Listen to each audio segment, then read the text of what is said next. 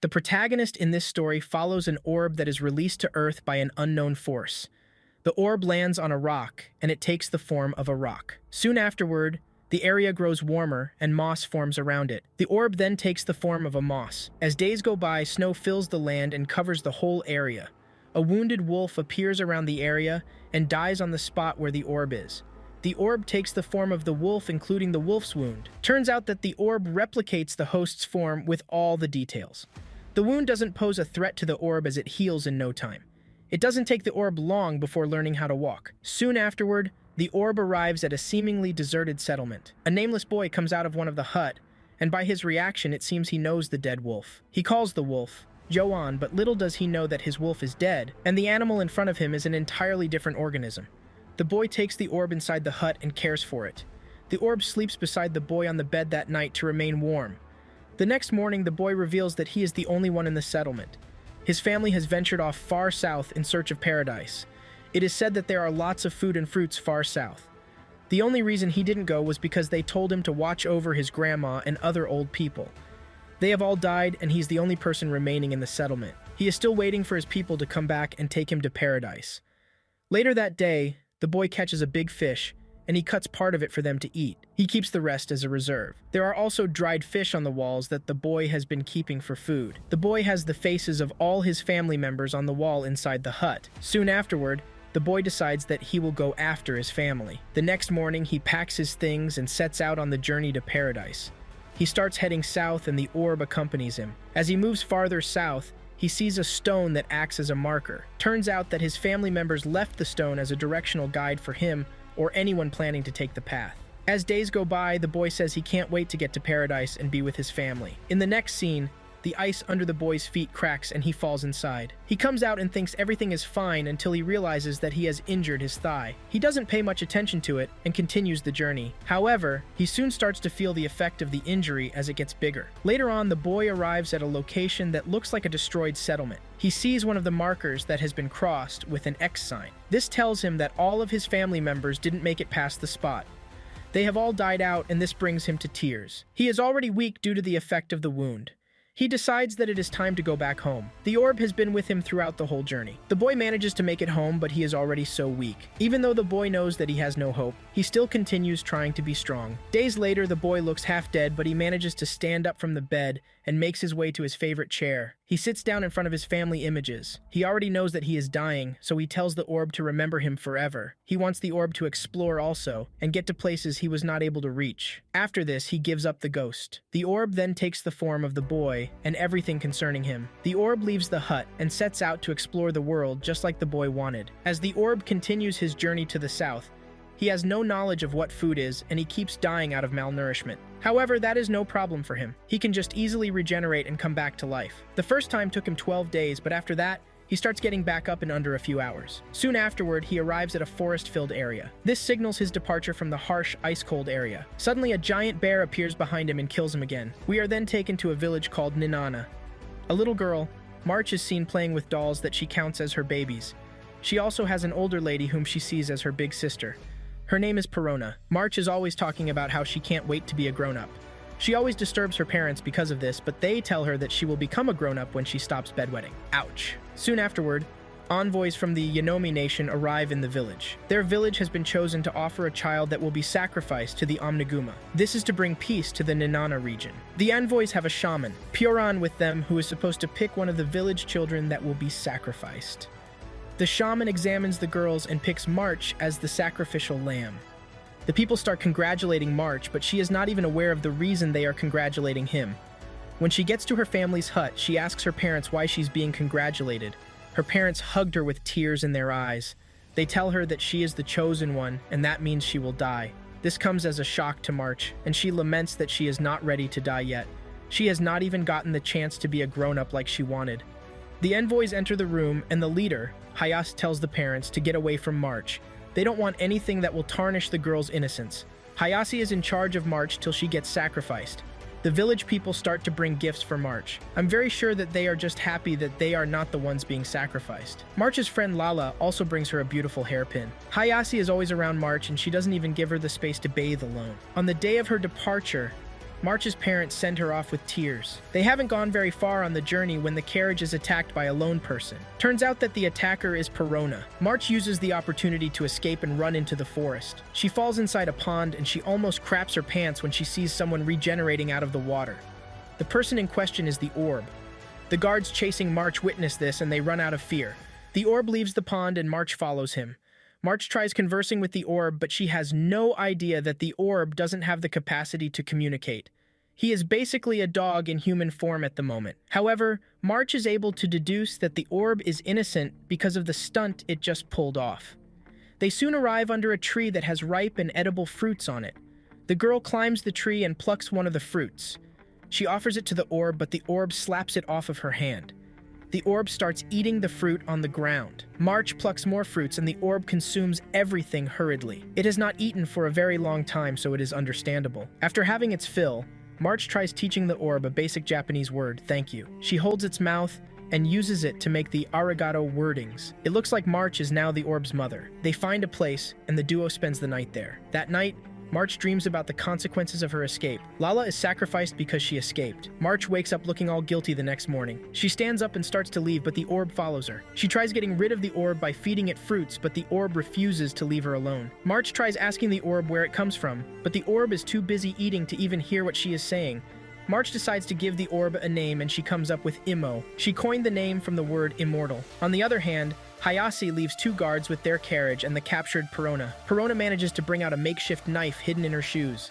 She starts cutting off her binds with the knife while the two guards are busy discussing. Suddenly, an unusually enormous bear appears from the forest and attacks the guards. The bear kills one of the guards, but the other one manages to escape.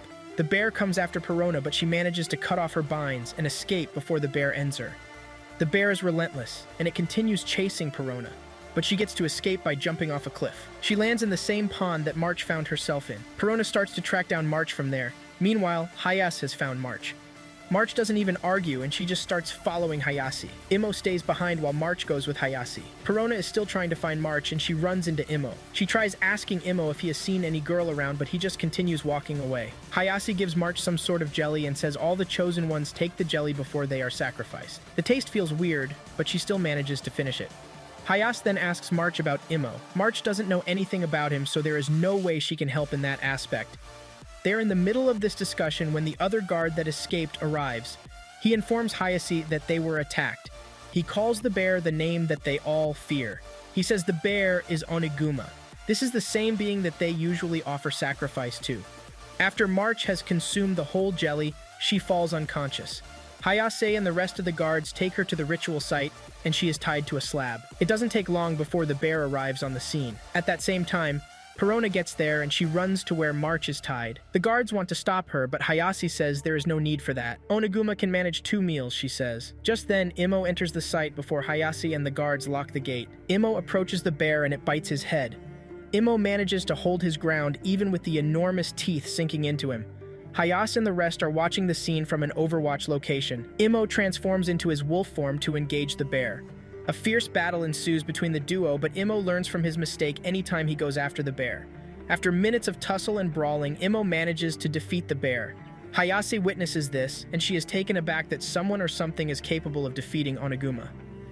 March wakes up after the bear has been defeated, and Perona unties her. Hayase enters the site back. She reveals that she cannot let them go, and the only choice they have is to follow her back to Yanomi. This includes Panora, March, Pioran, Immo, and the wounded bear. March gives Immo a fruit, and after eating it, he faces March and says arigato. It seems Immo has learned something new yet again. Up next, we get to find out why Panora is fighting hard to prevent the killing of March. Panora's sister was also sacrificed to Onigami when they were younger, and she doesn't want anyone else to suffer the same fate as her. Now, in the present time, the group is on their way to Yanomi. The shaman is sitting with March and Panora inside the carriage. She then reveals that she is not a real shaman. She is just a criminal that Yanomi is using for their own selfish reasons.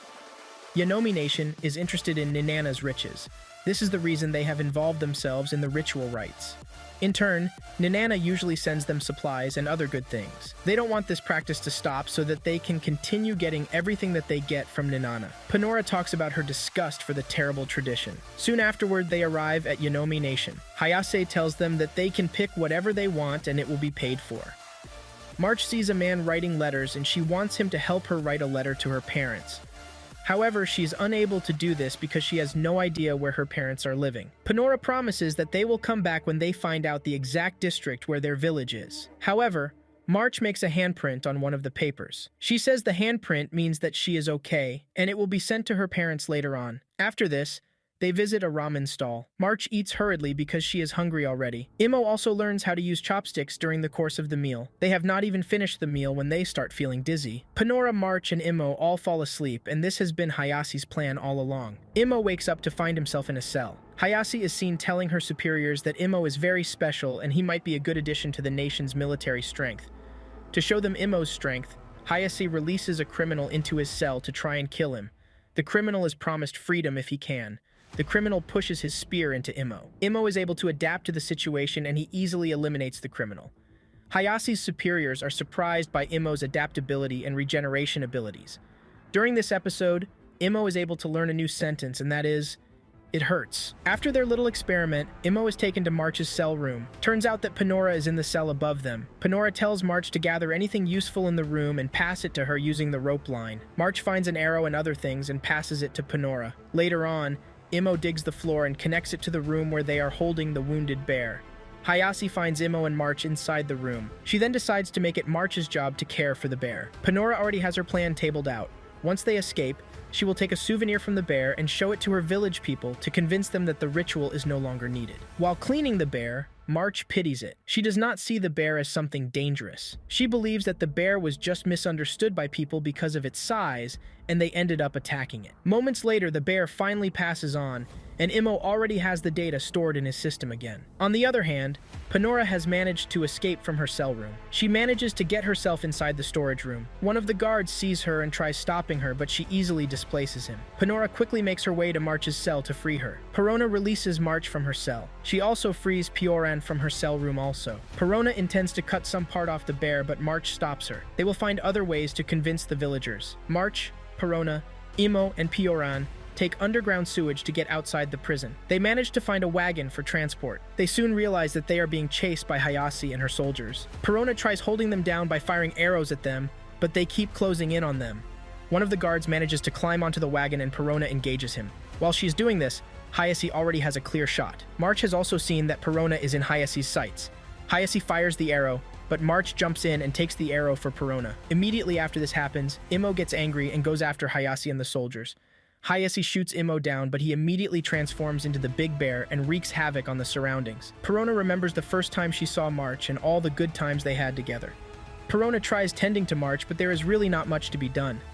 The arrow has pierced major organs and nothing can be done. Panora watches on as March dies in front of her without the ability to save her. Meanwhile, Imo is still destroying everything in its path. Perona holds March in her arms and jumps out of the wagon while Pioran drives off. Panora finds Imo and tells him to stop being angry. Panora picks up a broken sword with the intention of ending her own life with it. March's consciousness is already inside Imo too. Through Imo, March manages to stop Panora from killing herself. Once the soldiers realize that Panora is open, they try attacking her, but Imo shields her. He picks her up and rides away from the scene.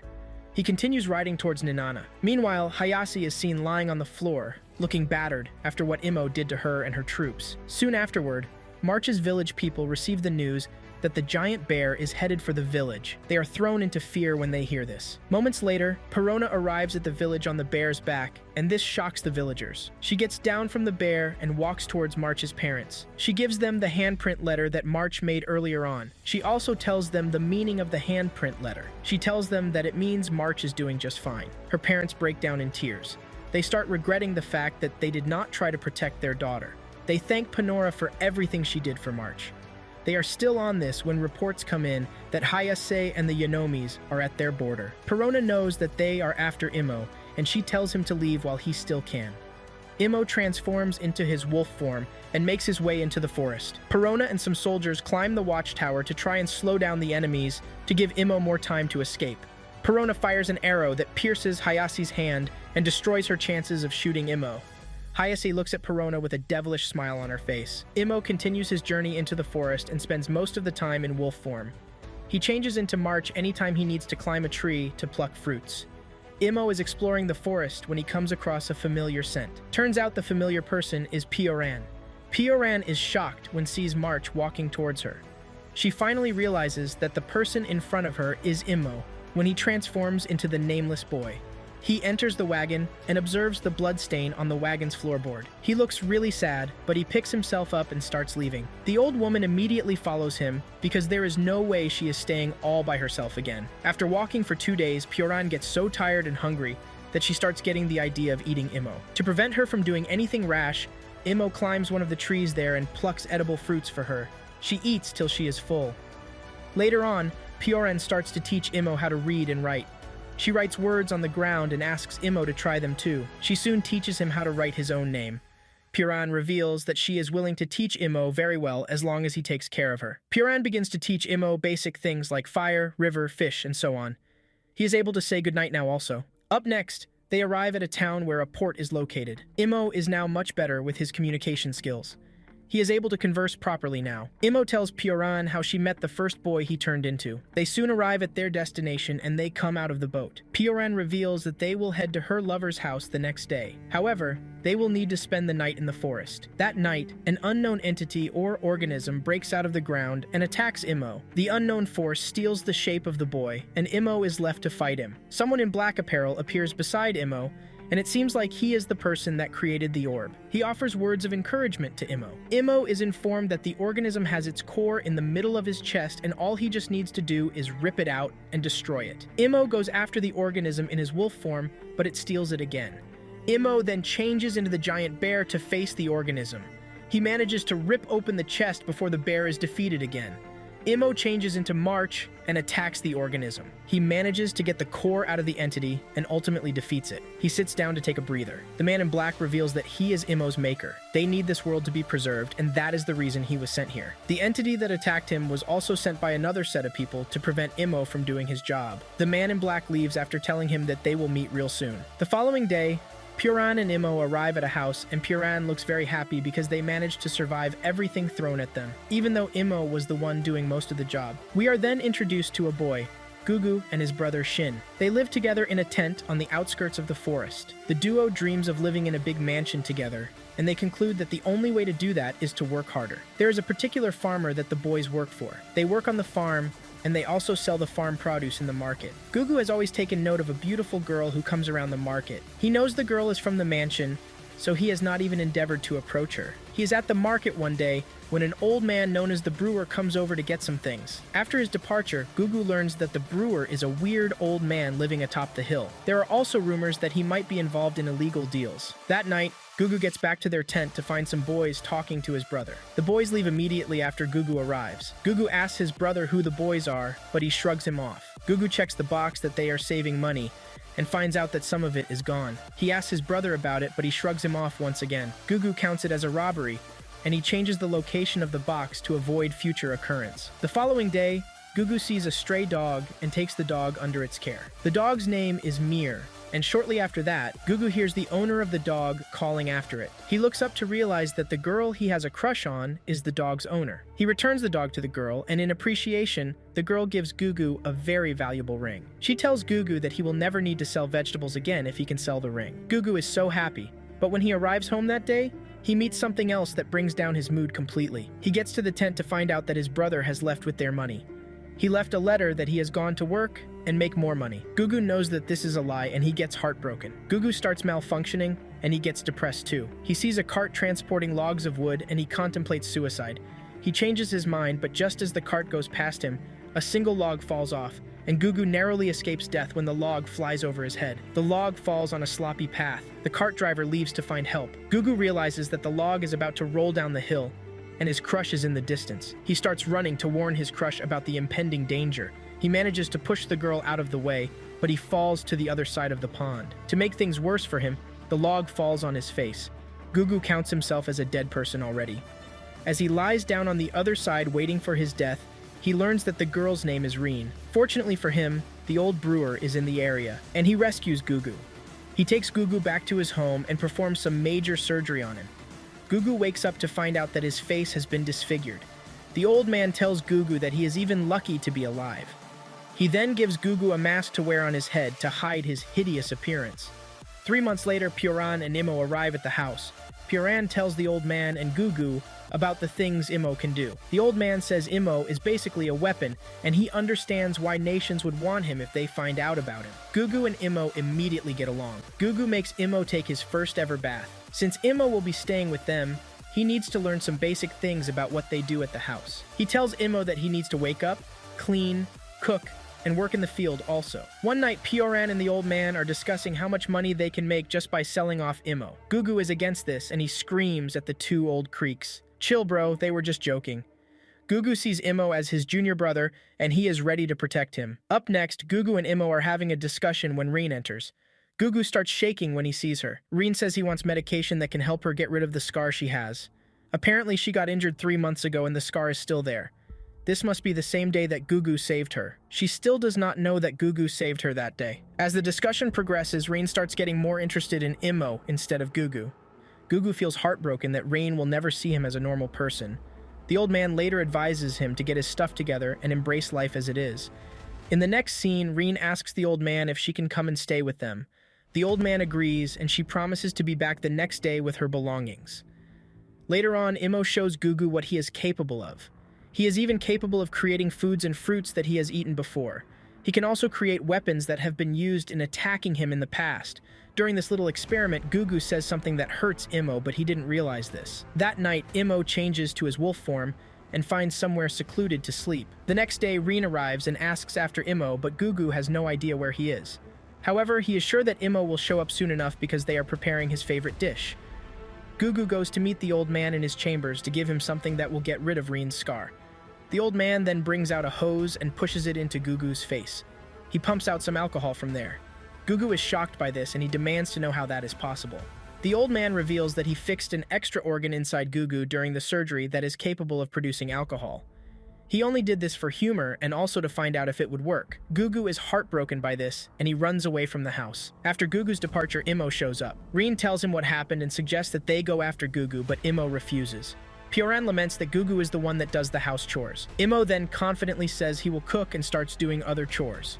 He enters the kitchen to prepare a dish. After the meal is ready, Pioran, Reen, and the old man complain that he just cooked rubbish. Gugu's cooking is the best, Pioran says. Gugu returns to the tent he was staying in before. The next morning, the people are scared as he walks through the town. They all see Gugu as a monster. He finds his old monster and asks to be working for him again. The master is very nice and he accepts Gugu again. That night, the master's son, Chan, complains that Gugu looks hideous and he doesn't want him to stay with them. His master tries to reprimand his son, but Gugu says it is okay. He will just return to the tent and come back to work the next day. The master is a very good person compared to his son. On his way to the tent, some bullies pass by him and remove his mask. Gugu then decides to stop wearing the mask and let people see him for who he really is. He throws the mask into the pond and leaves. As days go by, Imo tries to do all the house chores, but all he does is make things worse. He asks Pioran to teach him, but she tells Imo to find Gugu instead. One night, Chan comes over to meet Gugu at his tent. He reveals his discontent anytime he sees him around. Because of this, Gugu decides to stop going to work. He intends to find another job, but no one is willing to hire him. He thinks about selling the ring that Rain gave him, but he changes his mind again. Gugu is walking through the town when he sees someone lying down in an alley. He looks very thin and malnourished. Turns out that the boy is Gugu's brother. Gugu takes pity on him and he gives him the ring. He tells him to sell it and maybe it will help him get out of his pitiful condition. He leaves after this and hopes that he has just given his good-for-nothing brother some sort of hope. Gugu dejectedly returns to his tent that night. He's soon attacked by two guys who plan to sell him off. Just then, Imo arrives and chases the thugs away. Gugu is very happy to see Imo. Imo reveals that Pioran has told him that he is the only one that can help him to grow up. Imo asks Gugu if he will be going back to the old man's house, but he says no. He still cannot believe that the man put strong wine in his body. Gugu is still saying this when he falls to the ground. Apparently Gugu has not been eating, and he is now suffering from starvation. Imo takes him back to the tent. He then uses his power to make varieties of food and fruits that he has eaten in the past. He gives them to Gugu, and he eats till he has his fill. Mir wanders around and finds the tent. After playing for a few minutes, the dog leaves. Gugu then tries to understand the concept behind Imo's powers. Gugu reveals that he and his brother once lived with a wealthy family, but everything turned out bad for them when the family left the town. From everything that Gugu has seen, he is able to deduce that Imo has the power to imitate anything and anyone. He gets to turn into a human close to him because of the emotional pain that associates with their death. Gugu apologizes for hurting Imo. He then begs Imo to turn into him when he dies. This way, he will be able to remember him forever. This is such a sad scene, man. Gugu sees Imo as the only family he has. Gugu lays down and says he needs to sleep. Just then, Rein arrives and says Mir was the one that led her to the tent. Gugu quickly hides his face to prevent Rein from seeing him. Rein reveals that everyone has missed him back home and they need him. The old man has also apologized for what he did, and he has promised to remove the strong wine inside him. Gugu then reveals that he has thrown his mask away, and it might be a problem for him to go back. Rein says she doesn't care what he looks like, but Gugu is not ready to accept. Imo decides to find Gugu's mask and bring it to him. After Imo's departure, Rein takes off her clothes to show Gugu the small scar on her hand. This is the scar you have and you are complaining? She also believes that the person was someone that hated her or her father. How did this girl not know that the person that pushed her was trying to save her?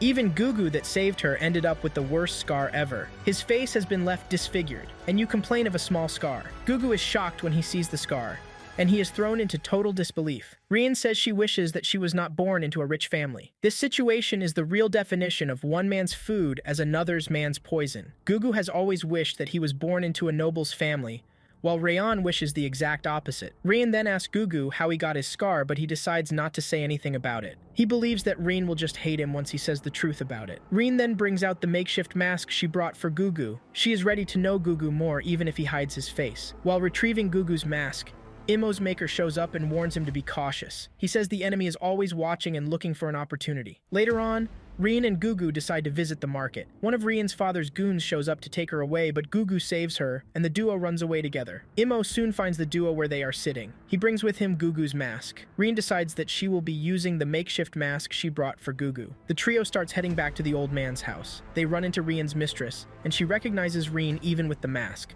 The trio starts running away, but the mistress follows them. They realize that it will be bad for them if the woman finds out where the house is. They tell Imo to stay back and find a way to get her off their backs. Imo changes into March and distracts the woman. Just then, the evil entity arrives again and attacks Imo. Gugu hears the noise and he runs back to check on him. He tells Rein to head to the house to wait for them. Gugu gets to the scene to realize that Imo is being attacked by the same entity he and Pioran talked about. The entity presents itself in the form of a tree and has stolen March's consciousness. The entity attacks both Imo and Gugu at the same time. Gugu gets an idea to defeat the entity when the strong wine in his system spills outside and catches fire. Since the entity is in the form of a tree, a fire should be able to defeat it. He goes after the entity, but unfortunately, he is out of strong wine. Imo knocks him off the tree that he is standing on and tells him to go away or else he will bite him. Gugu starts running to the old man's house to get himself pumped with concentrated strong wine. He collapses on the way, and this is the effect of the strong wine in his system. He stands up and manages to get home. Gugu receives the shock of his life when he finds Rein's parents at the house. Gugu initially ignores Rein's parents and goes directly to the old man. He demands that he fills his system with the strongest wine that they have. The old man wants to argue with him, but Pioran shakes the idea off his mind. Just do whatever he wants, Pioran says. The man notices that there is possibly a rupture in Gugu's system and he needs to get it checked or else he will die. However, the old man goes ahead to pump Gugu with the strongest wine that they have. Gugu now turns to Rion's parents and says she is happy where she is. Because of the wine in his system, Gugu confesses that he loves Rein before leaving. After his departure, Rein's parents want to leave, but Pioran stops them. She wants them to watch the whole show unfold. Gugu arrives at the battle scene to realize that the entity has completely consumed Imo. The entity attacks him, but he manages to spill the wine on it and lights it up with the torch in his hands.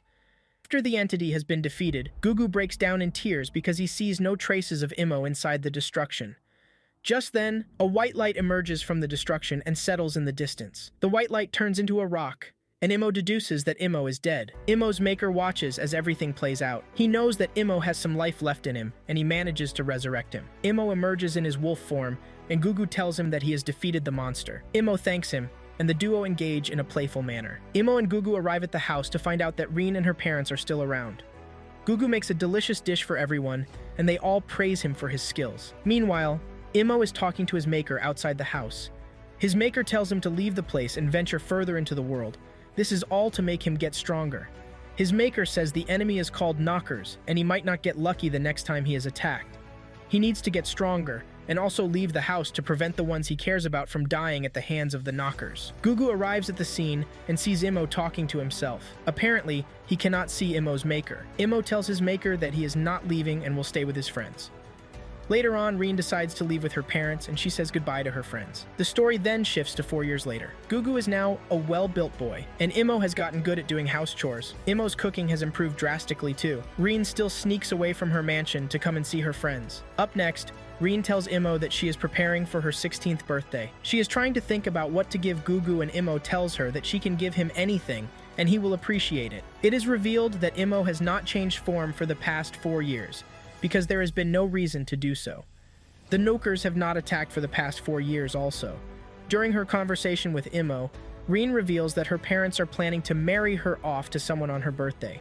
She can only prevent this if she introduces her boyfriend to her parents before then. Since they are close, Imo suggests that she introduce Gugu as her boyfriend. The duo loves each other anyway, even if they don't want to admit it. Later on, Gugu's brother shows up. He reveals that he has been looking for Gugu for the past 4 years. He brings out the ring Gugu gave him and reveals that he didn't sell it. He now makes ends meet by selling farm tools. He appreciates Gugu for extending a helping hand to him at his lowest.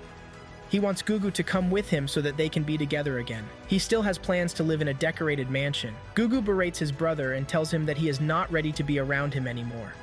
He cannot afford to leave those he now calls family. Seeing that his brother doesn't want anything to do with him, Shin enters the house and gives the old man the ring. He tells him to give it to Gugu on his behalf. Rin sees the ring and recognizes it. It then dawns on her that Gugu was the boy that usually sold veggies at the market. He saved her dog and she gave him the ring as a reward. She wonders what sort of injury now makes Gugu wear a mask. She collects the ring from the old man and promises to give it to Gugu herself. Moments later, Rain finds Gugu where he is lying down and sleeping. She tries putting the ring on his hand, but it doesn't fit. Gugu wakes up, and Rain tells him to make a move on her while he still can. She reveals that Gugu once confessed his love for her, but Gugu denies it and says he was under the influence of strong wine. Rain runs away after this. After her departure, the old man shows Gugu the new mask he made for him. The mask has an igniter and can easily spill out strong wine. This is done in preparation for another attack. Soon afterward, Rin and Imo get ready to attend Rin's birthday party. They visit the market to buy her presents. Gugu buys Rin a flower. This is the same flower Rin was picking on the day they got injured. The duo soon arrives at Rin's house. It is a very big mansion,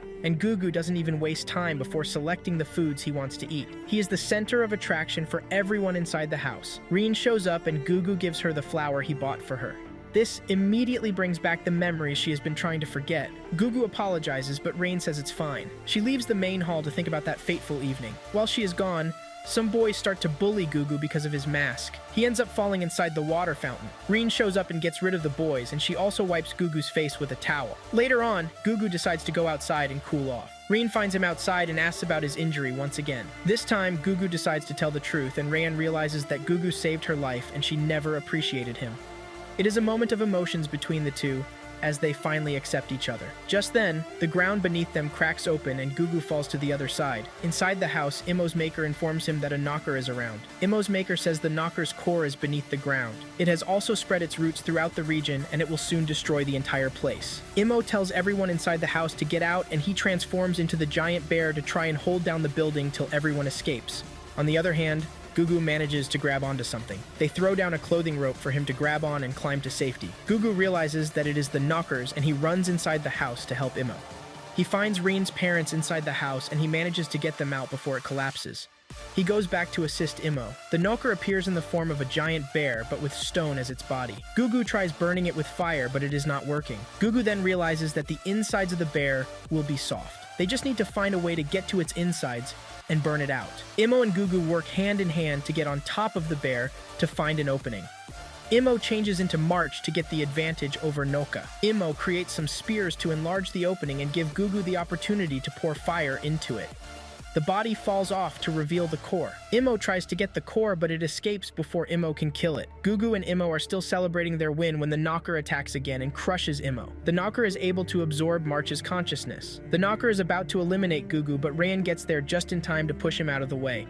However, things get worse when the building collapses on the duo. Imo starts feeling some sort of pain, but he knows that the pain is sort of indirect. It turns out that Gugu has used his body to shield Rain to stop the rubles from falling on her. Gugu is in so much pain and blood has started dripping from his body. This is an emotional moment between Gugu and Rain. Gugu promises to go flower picking with her once they make it out, but we both know that only one of them is getting out of there alive. Rain manages to lock lips with Gugu through his mask. The duo confess their love for each other, and all the while, Imo is feeling all the discomfort that Gugu is going through. Moments later, Imo transforms into Gugu, and this is to signify that Gugu has finally passed on. Imo is in so much emotional pain because of this. The Noker attacks him and throws him into the water. The Noker jumps into the water also, but the water dissolves the stone around its core. The core emerges and jumps into the water to escape. Imo's maker tells him that the Noker is heading west, and he should probably follow it. He reminds Imo that the core has one of Imo's consciousness with it. However, Imo ignores the core and goes after Gugu instead. He watches on as people move the rubles and bring out Reen. Reen is already unconscious at this moment, and Gugu's body is retrieved also. Just then, Gugu's brother arrives to carry his brother's body. While this is happening, Gugu's spirit is seen slowly departing from his friends. It dawns on him that he is dead, but his consciousness lives on in Imo's body. Shortly afterward, Imo tells the old man and Pioran that he is leaving. Once he leaves, the Noker won't come after them again. Later on, Reen regains consciousness, and she immediately starts running to the old man's house to find Gugu. Imo sees her coming and he quickly transforms into Gugu because he has no idea how to tell her that her lover is dead. Reen is happy to see Gugu, and she hugs him. She asks after Imo, and Gugu says Imo is dead. He takes her to Gugu's grave, but she thinks the grave is Imo's grave. She cries for Imo and says he was a wonderful person. Reen is surprised when Gugu says he is leaving for shopping. She tells him to meet her at the site where they want to pick flowers in the evening, and Gugu agrees. The old man and Pioran give Gugu some food and money to set him up on his journey. He leaves and says goodbye to them. This is a sad moment for them because they know Gugu is dead,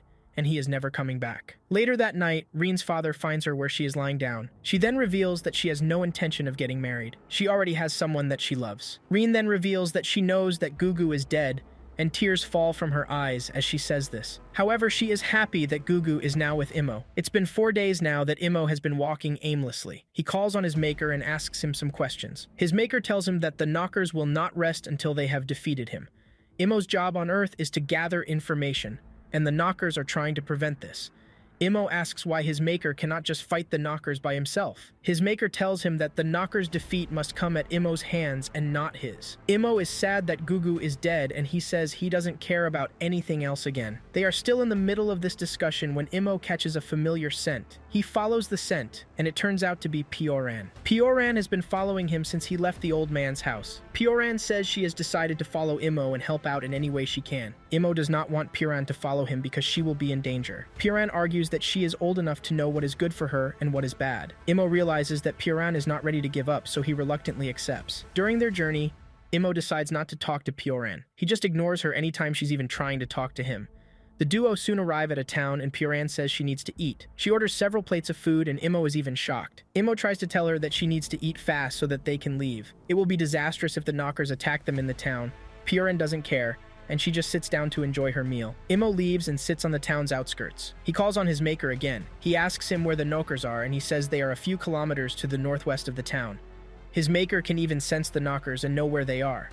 Pioran arrives when he is speaking with his maker, and Pioran is surprised that Imo is talking to himself. Imo then tells Pioran about his maker and the Knockers. The following day, Pioran sees some delicious fruit, and she wants a taste of it. Imo tries climbing the tree, but he keeps falling off. Pioran tells him to change into March and climb the tree, because March is an excellent tree climber. Imo seems to have no idea who March is. It turns out that the Knockers not only steal a part of Imo, but they also steal the memories associated with that person. Imo then determines to get even stronger because he wouldn't want to lose the memories of his friends.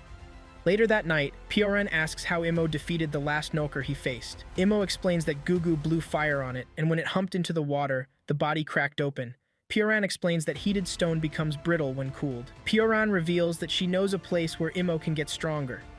There's a ship that goes to Sarleen. It's an animal paradise and no one visits it. Imo will be able to train without any obstruction at this place. The following morning, the duo makes it to the port. A girl tells the duo to enter the ship in front of them, and they accept. Upon entering, Pioran and Imo are separated. Just then, Imo is thrown into a cell. The officer in charge tells the prisoners that they are heading to Jananda Island, where their last life begins.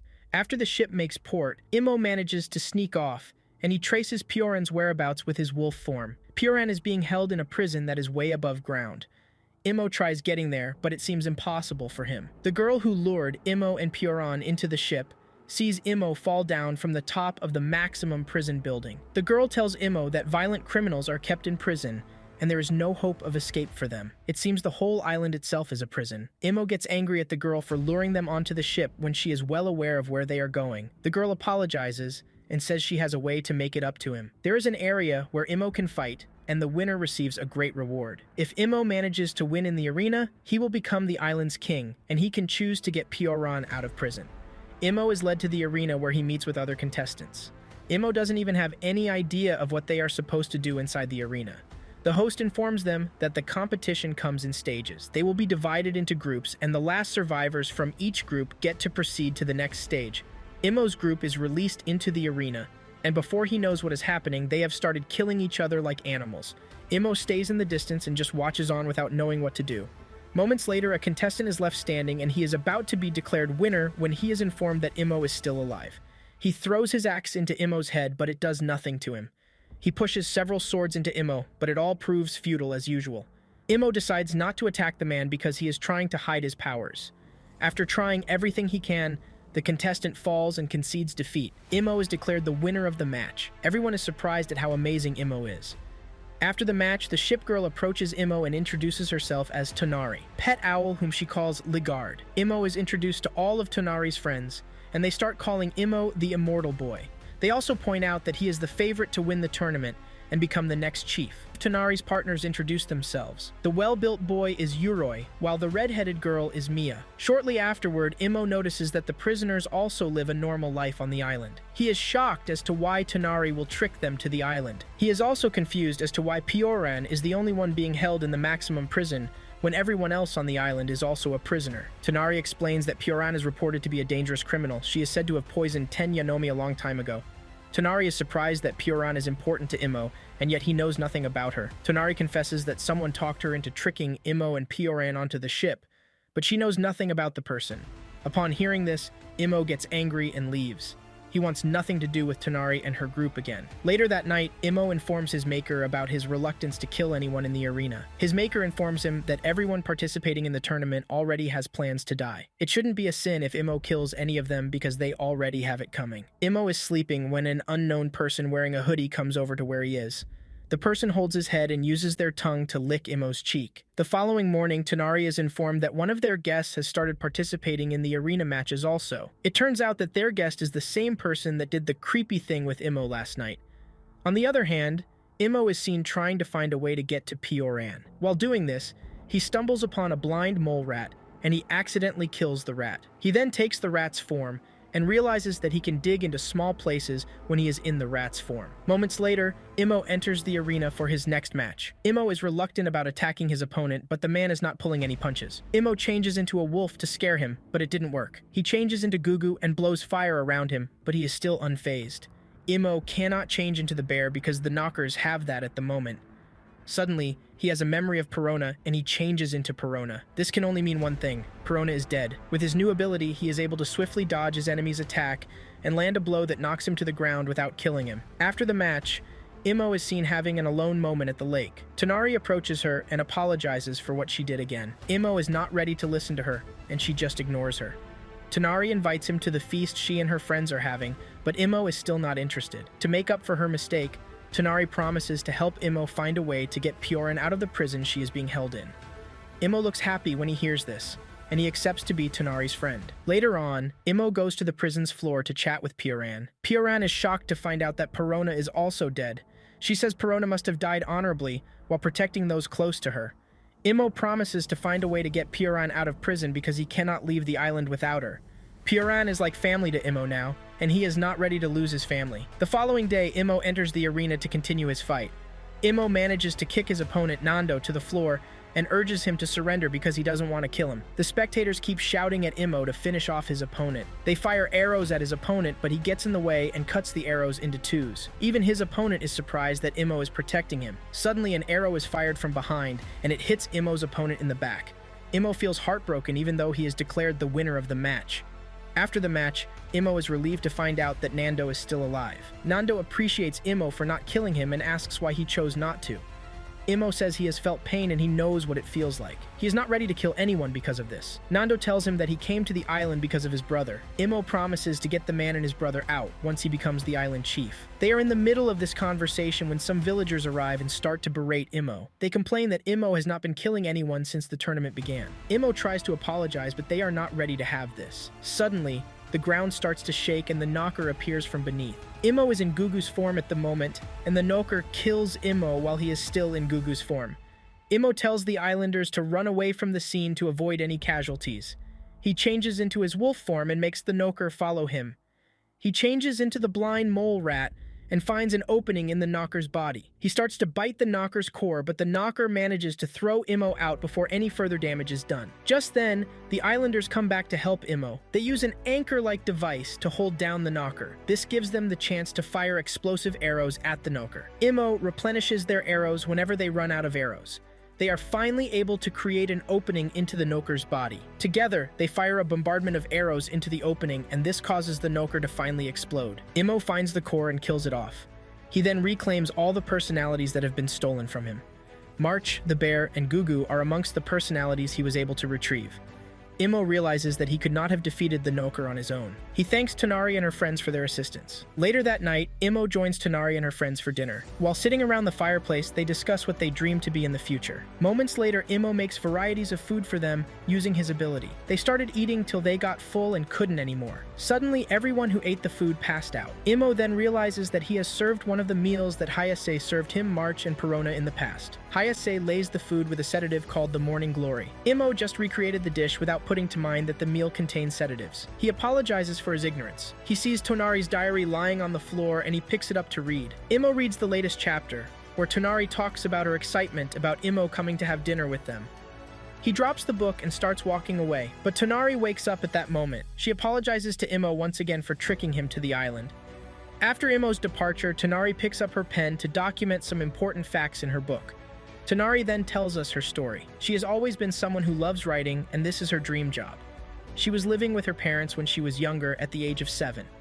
She wakes up one day and realizes that her mother is dead. Tonari's father is arrested because he is suspected to be the culprit. His father was to be sent to the island, and Tonari decided to follow him because he had the belief that her father didn't commit the crime. Shortly after getting to the island, her father tells her that he has made the decision to participate in the tournament. He plans to win and become the island chief. He and Tonari can then leave the island afterward. Tonari is afraid and believes that her father will die, but her father assures her that he will make it. He tells Tonari to meet him at the port after the tournament so that they can both leave. Soon afterward, the tournament begins, and Tonari finds it so hard to believe that her father is capable of so much brutality. She leaves the arena because she does not recognize the man she is looking at anymore. After the tournament has ended, Tonari learns that her father is the winner of the tournament. She then makes her way to the port where she is to meet her father. Her father had left a book for her with a note on it. He wants her to write her dreams inside the book. Just then, Tonari's father shows up behind her, but he falls down dead. It appears that he has been poisoned by people who hate him. Tonari walks away with the book in her hand, and since then, she has been documenting everything. She met Uroi and the rest when she was age 9. They have been plotting their escape since then. She joined the import crew at age 13, and at age 14, she met Imo at the port. This was when the person in a hood convinces Tonari into tricking Pioran and Imo onto the ship. The unknown person convinced her that Imo will win the tournament and become a legend. He will then be able to get Tonari and her friends off the island. This is why Tonari agreed to lure Imo to the island. Now in the present day, Imo pays a visit to Pioran in her cell. He already has March with him, so it is easy for him to climb up to the prison level. He tells Pioran that he will get her out once he wins the finals, which is slated for the following day. The next day, Imo enters the arena to find out that the hooded fellow is his opponent. The person removes their hood to reveal their face. It turns out that the fellow is Hayase. She tells Imo that she has been waiting for a time like this. She is also the one that killed Perona. Imo hears this and gets angry. He goes after Hayase, but she easily dodges his attacks. He transforms into the big bear, but this still does not prove effective. Hayase seems to be one step ahead no matter what Imo does. Hayase says some hurtful words that make Imo come at her without thinking. She manages to dodge his attack and push a sedative needle into his neck. Imo passes out, and Hayase is declared the winner of the tournament. After defeating Imo, Hayase gives a victory speech. She tells the people watching that she has been following Imo for quite some time now.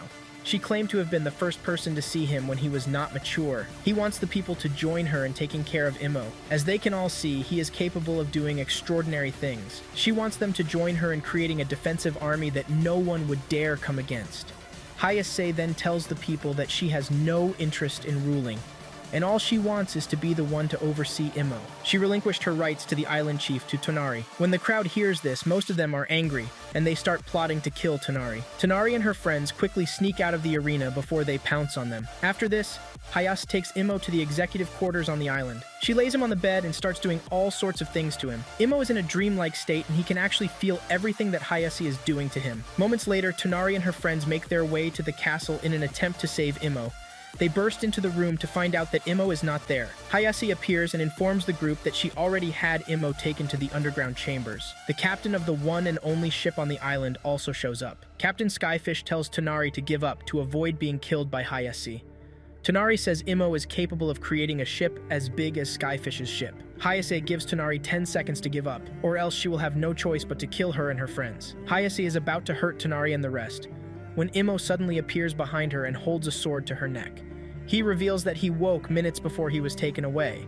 He created an empty husk of himself to deceive the guards. Imo is ready to give himself to Hayase as long as she lets his friends go. Hayase agrees to his terms. Tonari will have to leave the island since she is the island chief, and she is free to go. She is to choose people that will go with her also. The ship can only take 700 people, so that is the maximum number of people that Tonari can choose. Tonari makes her choice and says all the children on the island should be set free. She then tells Nando and his brother to also join in. Piran is to join them also. Most of the people are angry at her choice, but Tonari says the children deserve the best and not the type of life they are living on the island. As they prepare to leave sail, Hayase knocks out Tonari and her friends. She assures Imo that they will be taken across. She then tranquilizes Imo again. Minutes later, Tonari wakes up, and this is a surprise because she is supposed to be out for at least some hours. She takes one of the lifeboats and starts going back to the island. She tells her boss and Nando to take care of her friends and the kids. Soon afterward, Tonari makes it to the hole where Imo is being held. She is about to sneak a letter into the hole when Imo appears behind her. Imo had dug his way out of the hole when he changed into the mole rat. Imo is surprised that Tonari will pass up her only chance of freedom to come back and rescue him. He appreciates her for this, and they decide to leave together. There is a storm, so they cannot sail that night. They have to spend the night in a cave and set out the following morning. Before sleeping, they talked about several things. Tonari wonders if the Earth is going to be destroyed, and this is the reason his maker created him to preserve the knowledge of everything before that happens. That night, Tonari has a dream about being reunited with her family members. The following morning, they are about to set out when Imo's maker tells him that the knockers are on the island again. Tonari doesn't want Imo to leave, but he says he cannot abandon the people even though they are criminals and most of them deserve to die. Meanwhile, Hayase has also been informed that Imo has escaped. She also receives the report that there is trouble brewing on the island. It turns out that the knockers have infested the corpse pit, and hundreds of corpses have started coming back to life like zombies. The islanders are already fighting the zombies when Imo gets there. Just then, Tonari shows up to assist him. Before he knows what is going on, Tonari's friends, Yuroi, Mia, Appa, and others have arrived to help him. They start to cut down the zombies, and Imo suggests that they move to the pit and destroy all of them at once. Appa falls down and the knockers infected her. Appa is under the influence of the knockers, and she stabs Mia in the belly with a spear. This is a shocking and heartbreaking moment for Tonari and Imo. He just lost 2 other friends because of his failure to protect them. Mia is still breathing, so Imo transforms into Gugu and carries her away from the area. They make it to a place where the knockers will not infest in the next 3 minutes. Mia is laid down, but there is nothing they can do to save her, and she eventually dies. Shortly afterward, the area is overrun by the knockers, and Tonari manages to escape. Yuroi offers to stay back and hold them down. Yuroi tells Imo to turn into the mole so he can throw him for Ligard to catch. He throws Imo into the air, and Ligard carries him away from the area. The knockers infect everyone in the area, and this includes Yuroi. Yuroi has no regrets as life leaves his body. He believes that he will have a good life in the afterlife. The battle with the zombies continues, and at one point, one of the knockers' cores tries to infest Hayase's body, but she easily displaces it. Hayase sees Tonari running in the distance, and she brings out a special arrowhead to kill her. She's about to fire the arrow when Imo arrives in the form of Oniguma and stops her. Imo has the chance to kill her, but he leaves her alive because of his determination to not kill someone. Imo changes into Gugu and uses fire to burn all the zombies to save Tonari. With this, Imo has defeated all the knockers. There are only 3 left. The knockers inside Mia, Yuroi, and Appa. Imo is feeling reluctant about killing them. Just then, Hayase shows up and holds Tonari hostage in a split second.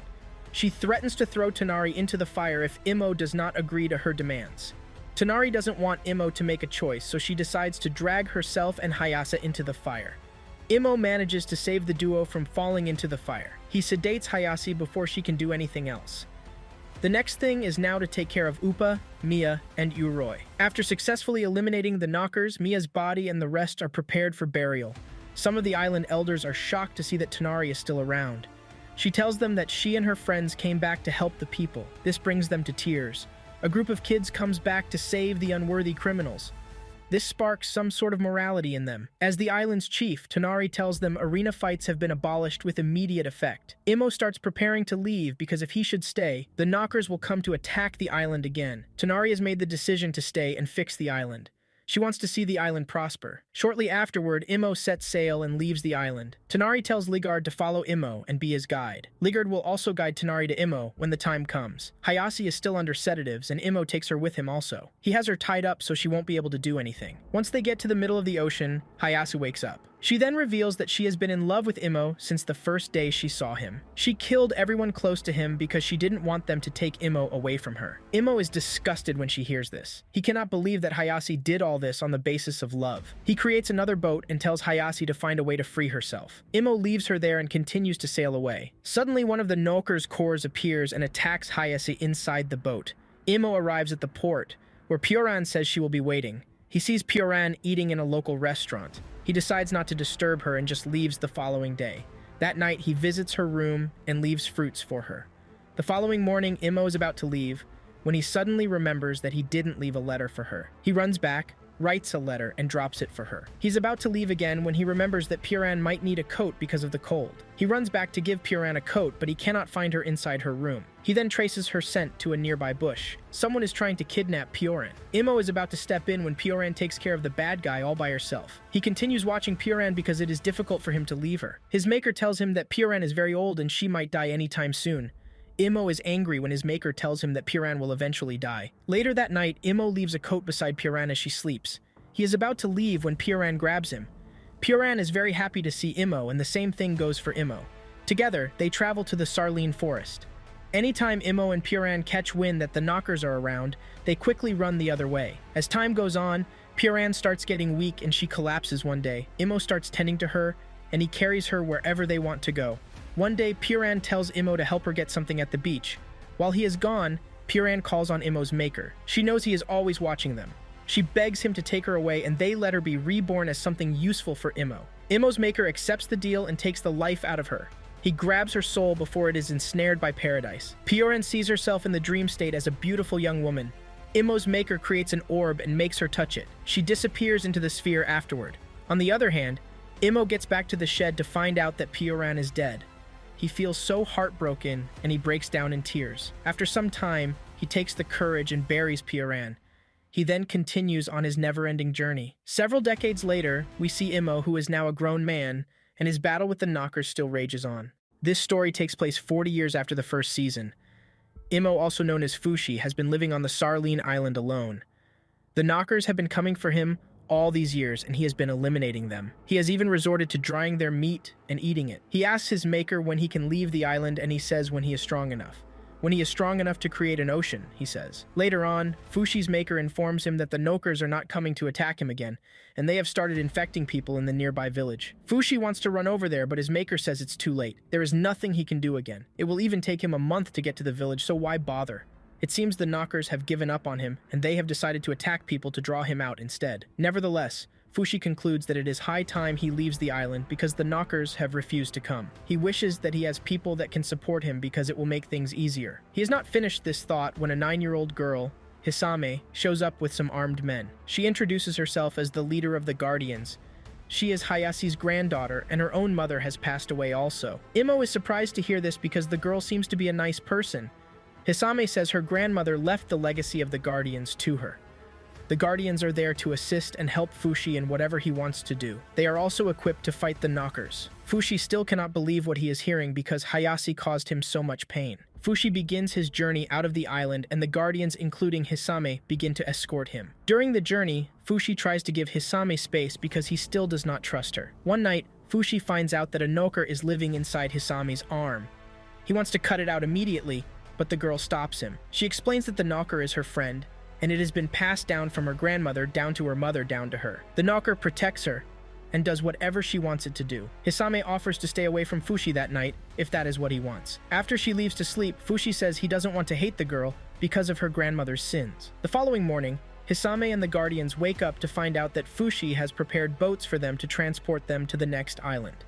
They soon arrive at the village that was attacked a month ago. Fushi stays in the distance, while Hisame and the Guardians proceed to the village to check it out. Hisame should be back by evening if she is fast. While waiting for Hisame and the Guardians, a man and a woman arrive. They tell Fushi to be careful of the Guardians because they just want to own him. Hisame arrives just in time, and she is furious to hear this statement.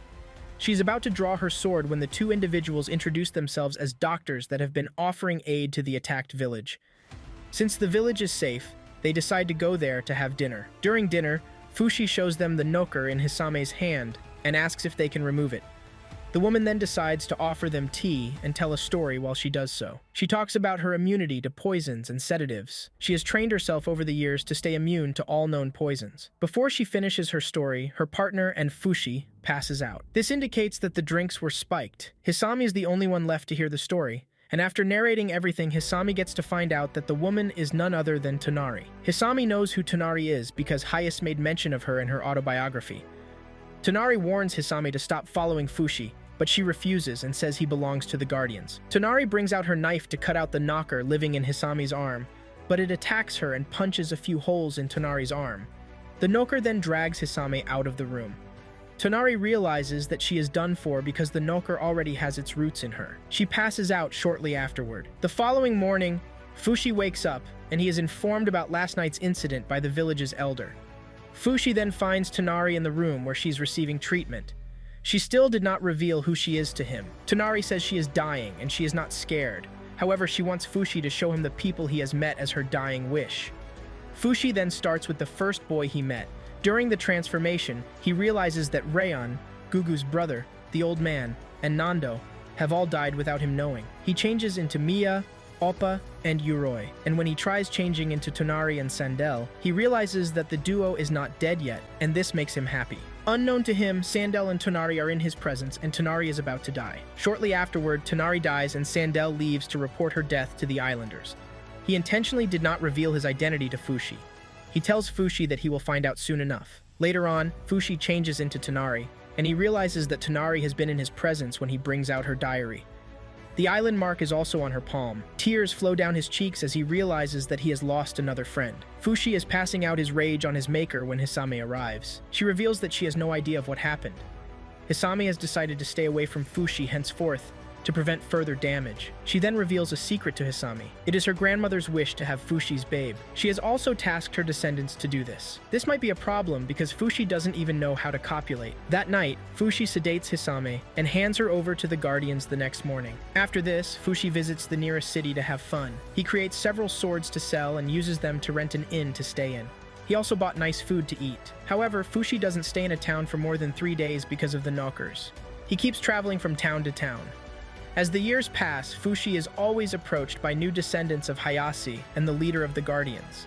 Fushi continues this lifestyle for the next 200 years, until he is approached by another of Hayase's descendants. This time around, he is a male. He gets to be the leader of the Guardians because her mother died before she could give birth to a female child. It is the custom that a female child should always be the leader of the Guardians, but this time will be an exception.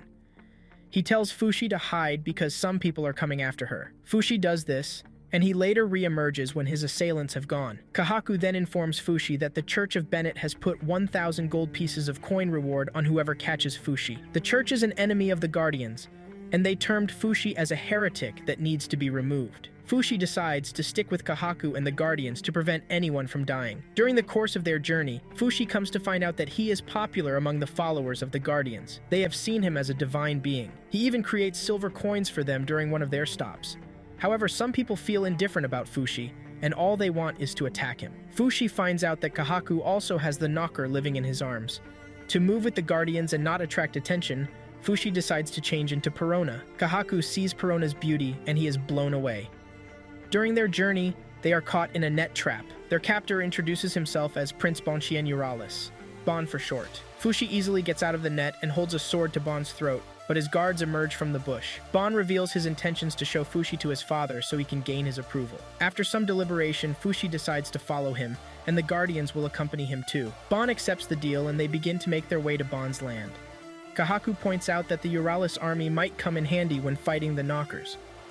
Bon sends words to his father that he has captured Fushi and he should expect him soon enough. They soon arrive at Euralis, and a welcome party is set to welcome Bon home because of his achievement. They enter the castle and Bon's father is happy to see him.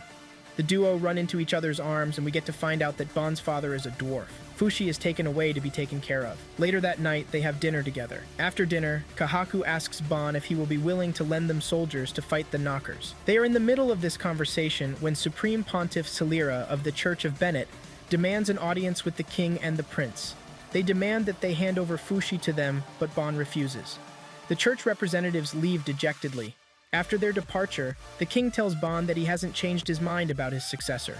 His son Torta will still be the successor to the throne, and Bon reveals that he is not angry about this. However, he is still willing to keep working till his father changes his mind. That night, Bon tells Fushi that he is willing to give him an army to fight the Knockers. Fushi then reveals that he has made the decision to give himself to the Knockers if anyone he cares for dies again. His maker tells him that he will just have to start again if that happens. Bon then tells Fushi to wait till he helps him build a new world. After that, he can now make his decision. After giving it some thought, Fushi decides that he will be staying, and Bon is also ready to cooperate with him. However, Fushi leaves the castle and finds a plain ground to make a bed to start sleeping on. Bon hires men to construct a wall around the bed to keep him safe. Fushi reveals that he doesn't have the ability to create animated things. He can only create dead things. So for him to create a version of another person, the person needs to be dead. Bon then shouts in the air and asks Fushi's maker what he will do to Fushi after he is done using him. He promises to give him his freedom once their task is done. This is a relief to Fushi because he finally knows that he will be free after some time. The following morning, Bon's sister Pochoa arrives to take Fushi to the stable. He is to pick any horse that he likes. Fushi is reluctant to do so because he can just turn into a bird if he wants to move faster. However, Bon insists, and Fushi has no choice but to pick a horse that listens to him and doesn't look aggressive. Later on, Bon's handkerchief falls into poop and nobody is ready to enter to pick it up. The handkerchief is very precious to Bon and he is not willing to let go. Just then, one of Bon's servants, Toto, enters the poop without any reluctance and picks out the handkerchief. He then washes the handkerchief till it is clean. While he watches the piece of clothing, Fushi approaches him and asks why he would do something like that for Bon. Fushi believes that Toto is in love with Bon, but he denies it and runs off. Meanwhile, Kahaku is having wishes that Fushi should fall in love with a man, and that should be him. He sees Fushi as more of a woman than a man. Soon afterward, Bon puts together an army for Fushi. They move from the city to start an adventure to help Fushi defeat the Knockers. During the course of the journey, we get to learn about Bon's secret. Apparently, he can see the dead and even interact with them. This was how he learned of Fushi in the first place. He once saw a dead girl that caught his attention, but the girl later disappeared. She was the one that left the handkerchief that he is now using. Bon's family members believe that he is suffering from a mental illness, and they once tied him down to do a deliverance session on him. One day, he discovered that his father has changed his successor, and this is because Torta usually helps the masses, while all Bon does is have fun. This serves as a great lesson for Bon, and he decides to do great things so his father can change his mind. It was not long after that he saw a poster of Fushi, and this was when he realized that Fushi was actually real. He sought him out, and the first time he saw Fushi walking through the market, he saw the spirits of Gugu and the rest following him. He believes that by catching Fushi, his father will finally recognize him. This was how he later met Fushi. Anytime Fushi and his entourage make camp, he makes weapons for them. He even replicates explosives for them in preparation for a Knocker's attack. One night, Fushi sees Bon using Toto as his chair, and he reprimands him for this. Bon decides to stop using Toto as his chair from that moment onward. Toto, on the other hand, feels useless because he has nothing else to offer Bon. At the village where they are using as a base, an old woman brings her son to Fushi and begs him to give him a leg. Her son's leg was amputated during battle. Fushi tells the woman that he is not capable of what she is asking. Bon then brings out a prosthetic leg and tells Fushi to make more of it. He does this, and one is given to the crippled son. They give the rest to the villagers and the soldiers in case any of them ever gets injured again and is in need of a prosthetic leg. Suddenly, a knocker attacks the village. Fushi easily defeats the knocker with the help of the soldiers and Bon.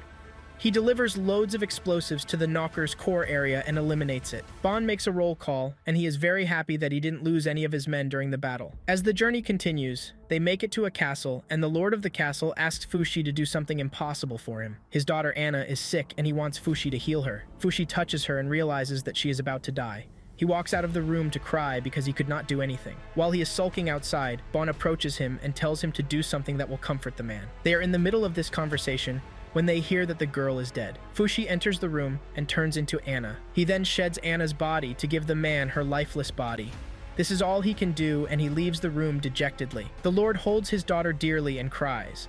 Just as Bon is leaving the room also, he hears the Lord shouting that his daughter has come back to life. This shocks Bon because Fushi himself has no idea that he can do something like that. Turns out that his maker knows after all, but he decided to keep it a secret. Bon thinks of telling Fushi, but he doesn't want to because of his own selfish interest. If Fushi knows he can bring his dead friends back to life, he will abandon him and follow his friends instead. Bon decides to keep this to himself, but he feels uncomfortable. He later asks Fushi if he will leave him for his friends if they come back to life, and Fushi says yes without any hesitation. Later on, Bon tells the Lord and Anna not to tell Fushi about what happened too. Shortly afterward, it was revealed that Pochoa followed the party, and she has been hiding in a barrel since. However, she tells Fushi not to tell her brother yet. She later forces Fushi to tell Bon that he wants to visit the city. While they are touring the city, Kahaku finds a love novel that he has been wishing that Fushi reads. They also run into Todo's father, and he reveals that Todo is a girl named Iris. It seems we have to start referring to Todo as a she henceforth. Todo reveals that she came to the palace for an interview as the queen's servant, but she runs into Bon. Bon then makes her his servant without even knowing that she's a female. She decided to not tell him who she is too. Later that night, Kahaku confesses his love to Fushi when he is in Perona's form. Kahaku hugs Fushi and says he wants to be with her. Fushi pushes her away and goes to a corner to vomit. Kahaku keeps chasing him, and Fushi reveals that Perona hates Hayase because she killed her in March. This is the reason she is rejecting Kahaku. He is a descendant of Hayase, and Perona would have nothing to do with them. This is the first time Kahaku is hearing of this, and it breaks his heart. Soon afterward, the party arrives in another town. The people are already interested in Fushi the moment they set their eyes on him. Bon takes him to an alley to hide to prevent them from holding Fushi. While Fushi is waiting in the alley, he is approached by a sister from the Church of Bennett. She tells Fushi that some factions in the church are planning to kill Bon because he is protecting Fushi. She tells Fushi to surrender himself so that Bon will not be killed. Without hesitation, Fushi gives himself to the church. Unknown to him, he has just been fooled and tricked into surrendering himself. Bon is giving a speech when one of his ghost friends comes over to tell him that Fushi has been captured by the Bennetts. He gets to the scene and he comes face to face with Cirilla. Cirilla tells him to let go of Fushi, and he promises to send words of recommendation that he should be made king. Bon considers all his options and he says the kingdom comes first.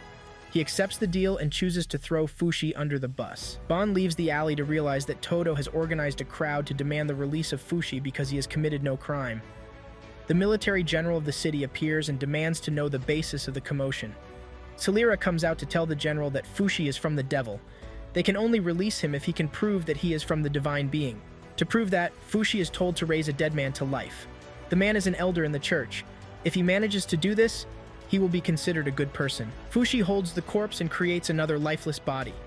There seems to be no improvement, and the people start to bully him. Bon is surprised that it didn't work. Just then, the general tells his men to seize Fushi, Bon, and Todo. Only Kahaku manages to escape from the scene. Todo is stabbed in the chest during the battle. Later on, Bon wakes up to find himself inside a cage. The cell is hanging over water, and the water contains several crocodiles. On the other hand, Fushi is locked inside a steel cage. He realizes that he has been fooled by the church. He tries burning his way out of the cage, but it doesn't seem to be working. All the while, he is still worried about Bon and the rest. Just then, the cage is opened and molten iron is poured into the cell. This causes immeasurable pain for Fushi, and he screams till he becomes one with the molten. Meanwhile, Kahaku is still looking for a way to free Fushi.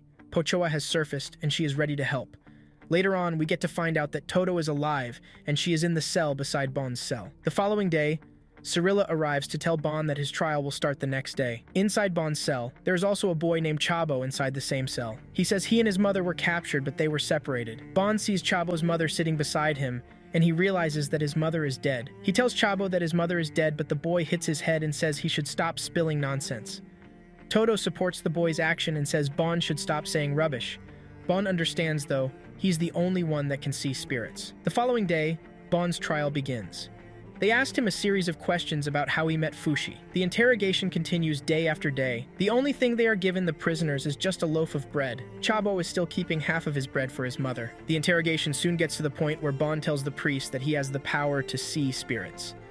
He even reveals that he is aware of the fact that they have killed Chabo's mother. This is the moment that Chabo finally accepts that his mother is dead. As the days go by, Bon has started getting lean, and he is now growing a beard gradually. Weeks later, Fushi finally manages to regain consciousness. He starts burning through the molten, and this is visible outside. The church quickly pumps water to cool him off, and they are happy that he has been defeated again. Unknown to them, Fushi had escaped before they cooled off the molten. Fushi makes his way to the cage where Bon and the rest are being held. He gets there and burns the cage doors to bring out Chabo. He feeds the crocodiles with fruits that have been spiked to render them unconscious. After creating a boat and putting Chabo in it, Bon tells Fushi that he is not ready to go. He reveals that the cell has taught him a great lesson. In addition, he does not want the church to keep coming after him and his family. He will just stay with them till they see fit to release him. Fushi rescues Todo and gets them out of there. Before leaving, he creates fake bodies of Chabo and Todo to keep the church off their tracks. Bon's ghost friends appreciate him for doing such a noble thing. Bon is happy that Fushi no longer needs him. However, he didn't tell him about his ability to bring back his friends. The following day, the church arrives to see the condition of the cage. Bon tells them that Fushi is responsible and he is a demon. He intentionally says this to keep the church off his back. The church is going against Fushi because the people are already seeing him as a divine being. The church then asks him if he is willing to come back to the church and leave the devil, but he says no. The church reveals that they have no choice but to execute Bon. This has been Bon's plan all along. He only lied to Fushi to send him away. Bon is led to the guillotine. He is placed under the blade and the blade is released to do its job. Bon opens his eyes to find himself in a makeshift room. He asks his ghost friends if he is dead, and they say yes. They say categorically that Prince Bon is dead. He looks to his side and sees Fushi looking at him. He is surprised that Fushi can see him. Fushi then tells him that his old self is dead, and he is now a completely different person. The people have been informed of his demise, and they must not find out that he is still alive. Shortly afterward, his family members arrive to hug him. They are happy that he is alive, and he has secretly moved to the castle. Fushi then reveals how he managed to save him. He found a very powerful sleeping concoction and recreated loads of it. He then has Ligard spread it above the crowd waiting for his execution. Everyone, including the church and the spectators, all fell asleep. Fushi swept in to save him, and then created a dead body of his to make it look like the execution went through. Cirilla is very happy that they have killed Bon, but he doesn't know that he is still alive. However, Bon cannot continue with his previous identity, and his dream of becoming a king has been shattered also. He has to live under the shadows from now on. This includes Todo and Chabo. Bon is very thankful that Fushi managed to save him, and he thanks him. Bon shaves his beard and he resembles a whole new other person. He goes to the yard and sees his sister playing with another girl. He discovers that the girl is making a handkerchief that resembles the one he had. He slowly walks to his room. The girl then comes over to explain. She's the same girl that he saw when he was younger. However, her family left the city for another town. While in the other town, she ate lots of sweet things and she turned fat and resembled a man. It turns out that the girl is Todo, the same person as Iris. She has slimmed down and she now looks more feminine. Bon is surprised to hear all this and he feels overwhelmed. He apologizes for having treated Todo very badly over the years. Bon is now a changed man. He has developed a new character arc. Up next, Fushi prepares to leave the castle. Bon decides that it is time to tell him about his secret power. He is about to do so when Fushi feels a sharp pain in his arm. He realizes that the pain is coming from Kahaku. They rush over to the shed and find Kahaku trying to kill the knocker in his left arm. Upon getting there, the knocker takes over Kahaku's arm and writes something on the floor. It begs Kahaku not to kill it. Fushi then demands to know what the knockers want. The knocker replies and says their aim is to turn everyone into spirits. They want everyone to die and live as spirits. Because they can't have flesh of their own, they would prefer that everyone else dies and live as spirits. Fushi then asks the knocker where they are planning to attack next. It says they are attacking the head church of the Church of Bennett. This will be a difficult task. However, Fushi doesn't care, and he tells Kahaku to gather the guardians while he moves ahead. He turns to a bird and starts flying in the direction of the church. As he leaves, Bon tells Iris that he has not informed Fushi about his secret power just yet. He has decided to hold off on that for some time. After traveling for some time, Fushi's maker informs him that he has 1 day and a half to get to the church. Fushi already has plans not to hold back against the knockers since he now knows their plan. Fushi arrives at the location where the knockers are attacking and he wastes no time in eliminating the ones he comes across. The people are holed up in the church, but the knockers soon attack the church. The battle inside the church is very intense, and Fushi loses at least 5 vessels during the battle. The knocker also managed to escape with all the vessels with it. The following morning, Bon and Kahaku arrive. The knocker in Kahaku tells Fushi that the knockers have invited him to another place to fight if he wants to get back the vessels he lost. The vessels Fushi lost are Yuroi, Gugu, Perona, Shin, and Ligard. This all seems like a game to the knockers now, and they are now inviting him to another playground. Fushi is still sad that hundreds of people died during the battle. After the battle, Fushi meets a nice soldier, but he doesn't see his face because of the helmet he is wearing. The church soldier recognizes everything that Fushi did during the battle. Shortly afterward, Fushi gets the location for the next battle and he rushes there without any strategic plan. He gets to the location to find out that it is a muddy swamp and it will restrict his movements. He transforms into March and the knockers emerge from the swamps.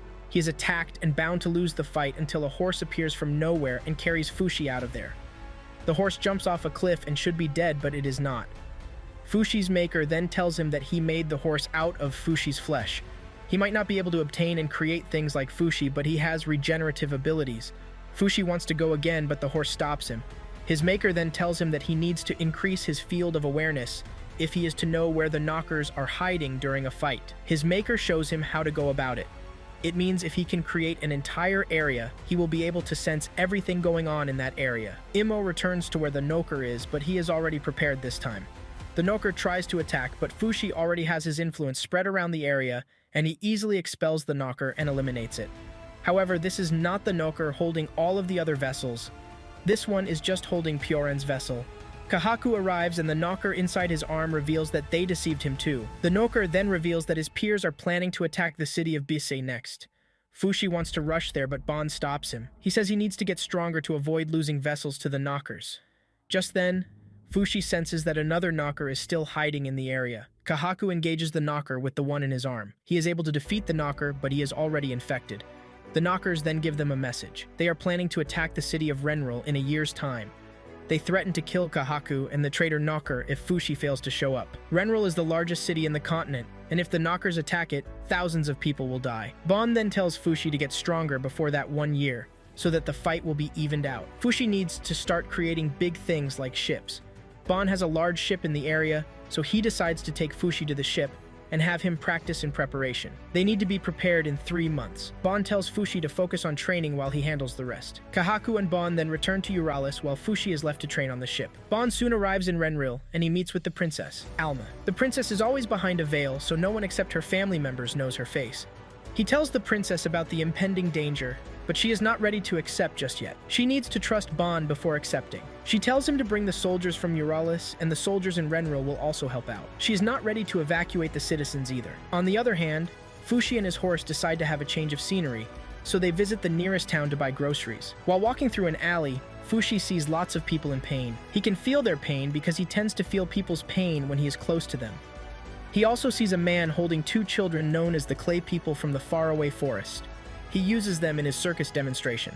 Fushi returns that night to rescue the children. It turns out that the duo are siblings. The boy died before they could make it to the ship because he was already weak from starvation. They have clay all over their body, and Fushi takes the surviving child to the ship. He feeds the girl and tries communicating with her. The girl makes a clay pot and presents it to Fushi. Fushi decides to name the girl Echo. He bathes for her to reveal her nice, beautiful skin. Fushi soon realizes that Echo has been trying to communicate with him through the pot. This is a means of communication to them. He changes into the girl's brother to be able to decipher what she has been trying to tell him.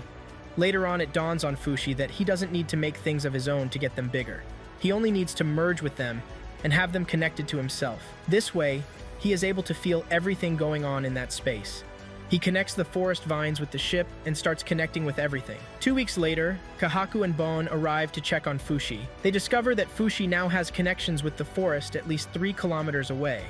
The only issue he is now facing is underground depth. He can't get past the rocks in the soil. Fushi then introduces them to Echo. Kahaku reveals that the Claypot people live in the caves in the north of the Ataruha continent, which is pretty far. Echo then reveals to the trio that her village was destroyed and she has nowhere else to go. Fushi tells the boys that they have no choice but to take Echo with them. Fushi is the only one who can understand her, so it will be nice having him around her. With this, they leave the ship and start going to Renral. Bon reveals that he has already made preparations for 3 friends and he hopes Fushi will like them. Fushi arrives in Renral to find out that it is even more crowded than he thought. He hopes that they are prepared enough to protect all these people from dying. Meanwhile, Bon is in Euralis. He is gathering the soldiers that will travel to Renral to aid in the fight against the Knockers. Torta is the one helping him to sort the soldiers. Among the 3 friends he has arranged for Fushi, 2 are with him, but the last person is living in Renral. He is to provide communication with the royal family and also inform them of the politics in Renral. Shortly afterward, Bon arrives in Renral and he meets up with Fushi. He shows Fushi the 3 friends he has been talking about, the 3 people that will help him with the war that is about to happen. Bon reveals his real plans. He has brought them so that Fushi can obtain them as vessels. This is a measure that has been put in place in case Fushi loses more vessels. The 3 will be able to compensate for the loss. Fushi meets with them, and the trio identifies themselves. Kai of Euralis, Hiro, a former Bennett guard, and thirdly, Messar. However, Fushi is not happy with the idea that he needs to obtain the trio and use them for his battles. Together, they all visit the palace to see the princess. Fushi demands the city's blueprints, but the princess is not ready to hand it over. She wants their trust first. Fushi leaves the palace angrily because every second they waste is every second close to 1 year. Later on, Fushi sits down to play a game of Go with Kai. Messar loves the game, but he is bad at it. During the game, Kai reveals that he and his father were weaponsmiths for the Euralis military. His father became harsh toward him when his grandmother fell sick. Every day was hell for him and he wished to die. One day, the Knockers attacked and Kai wanted to die. However, he survived and he also saw his father shielding his grandmother from the Rubles. He left and joined the army. After some time, his grandmother died and his father soon died too. He was with his father when he died, and he was happy that the Knockers didn't kill him. He would have died with a grudge against his father. He started to feel that life is worth living after that. After the story, he ends up winning the Go game. Later on, Fushi learns that a wheelhouse just collapsed in the area of the city. He had the owners put a barrier around the area, and he rebuilt the house in some minutes. In a flashback scene, we see young Messar and Almi playing Go together. Almi defeats him each time, and Almi promises to grant him whatever he wants any day he manages to beat her. However, Almi's parents always stop her from playing with Messar because they say he's the son of a servant. Now in the present day, Messar goes to the palace to ask for the blueprints, but Almi says Messar doesn't have her trust yet, and he will have to do that before she hands over the prince to her. Meanwhile, Fushi has built a version of the old brewer's house that he and Gugu were staying in before. However, he has connections with everything and every house he builds in preparation for the war. Later on, he visits the grounds where the soldiers are training. He finds Hiro at the grounds and he asks Hiro to tell him his story. He narrates that the memory he has of his childhood is that of the church. They removed all his teeth and the only thing he eats is liquid foods. His adoptive mother was the only one that took care of him. One day he saw one of the guards eating solid food and he was confused. He also sees a book about knights and he starts training to become one. On his birthday, his adoptive mother gives him prosthetic teeth and makes him eat solid food. This excites Hiro, but the next day, he learns that his adoptive mother has been taken away and punished for giving him the teeth. He is informed that he is being held at the church as part of his deliverance from a demon. After some years, he became a Bennett guard. He was the guard that was nice to Fushi during the attack on the headquarters. Meanwhile, a guy named Kamu has been listening to their conversation. However, he tells them that he won't disclose the pieces of information he learned to anyone. Every night, Fushi finds a house to demolish and rebuild to create a connection with it. During a late-night dinner, Bon reveals that he met Messar when they were kids. They met at a royal function, and Messar has always talked about being king. It seems that anyone who gets married to the princess will be king. Up next, Messar challenges Almi to a game of Go, and he wins. Almi believes that he wants the throne, but Messar says no. What he wants is her trust. He then demands for the blueprints, and she concurs. That morning, Fushi wakes up to find out that the citizens have started demolishing the houses by themselves. All that is left for him is to rebuild them. Later on, Messar tells Bon and Fushi that he and Almi are siblings from different mothers. However, she doesn't know and Messar intends to keep it that way. He wants to protect Almi, which is why he is staying close to her. Messar gets the prints for the 9 waterways in the city, and they start working on them immediately. Fushi is still going around building houses also, and Kahaku believes that he needs rest. Fushi agrees and lies down in a room. However, the person lying down is just an extension of himself. He is already out again building houses. He can now connect his body at a long distance. Later on, Echo makes her way to the demolition sites to help pack the rubble. She places her ear to the ground and notices that there is a problem with one of the waterways. This is what has been causing their foods to be developing bad tastes. She calls the attention of one of the citizens to it, and it is fixed immediately. Echo then finds Fushi to inform him that she should come home for home dinner that night. Fushi agrees and shows up for dinner. He tastes the food, and it is very delicious. Kahaku then informs him that Echo found the source of the water problem. He reveals that Echo was the one that even cooked the meal that they are eating. Fushi thanks Echo for her help. Meanwhile, the citizens start noticing that there are white films attached to the insides of the buildings that the old man has built, like the foods and fruits. Bon assures them that everything is safe to eat. This is because Fushi has always transformed into the old brewer anytime he wants to go and build a house. People start to gain interest in the old man. Fushi also realizes that he can now feel the pain and sensation of everyone living inside the houses that he has built. He also has plans to build the castle walls during the festival nights. This way no one will see him do it. Even the soldiers will be celebrating. Soon afterward, Fushi begins with the building of the walls. The people are surprised because the wall was just taken down the day before. The soldiers are having a meal when they start discussing the rumor about the old man. They suspect that he is Fushi, the one that the Bennets call a demon. They say he is the only one that can do the things the old man is doing. Camus is there with them, and he can already sense that there is trouble in paradise. They decide to go out that night to see how the old man is building the houses. They get to where the castle wall is being built, and they are shocked to see that Fushi has been the one building the houses and the walls. They run over to challenge him. Camus tries to stop them, but they push him aside. Fushi already knows that a day like this will come, so he is not really concerned. He just wants to continue building the walls, and if they should capture him and hand him over to the church, he will escape and continue again. He changes to the several forms that he has been using to move around the city. The soldiers soon realize that every single form of Fushi has helped them or one of their family members before. It dawns on them that he has just been helping the city and nothing more. The following morning, Fushi decides not to change form, and he walks through the city in his original form, and no one bats an eye. The soldiers even make a loyalty pose for him to show that they are now on his side. In the next scene, Almi decides to take Fushi to the castle. She wants him to see her father. They get to his room but can't find him. Suddenly, Fushi feels pain coming from another room and he runs over there. He sees an old man lying on the bed on his own. He appears to be sick, and no one is with him. Fushi offers to leave and call the doctor, but he refuses. He says his body is hopeless now, and there is nothing to be done. Fushi then asks if there is anything he can do, but the man says no. Just then, Alme enters the room and asks the man if it would be wise to hand over the city to Fushi, and the man says he is in support. Alme then reveals that the man Fushi is looking at is her father, the king, His Majesty King Boldrin of Sonia. With this, Alme totally trusts Fushi. Alme says they will begin the demolition of the castle in 4 days so he can rebuild it. Alme has decided to trust Fushi because he was able to find her father.